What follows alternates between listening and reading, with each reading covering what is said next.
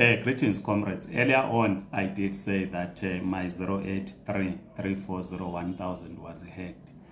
The person did a swim swap, then started to send people SMS. Last time I did a 3-step verification for WhatsApp. I've not yet heard anyone who has received a WhatsApp message from 083-340-1000 today. I've been able to sort out this swim swap thing because the scammer did a swim swap. My phone was ringing to another person, not to me. It is no longer ringing.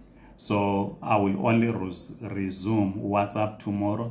Just want to make sure that they were not able to hack my WhatsApp. But if you have received today WhatsApp message from 083-340-1000, please notify me right in the comment section so that I also revisit the 3 steps verifications which I did. Otherwise, thank you for your cooperation and my apologies for any inconvenience. So my WhatsApp will be back tomorrow if it is not hacked. Thanks so much. Bye.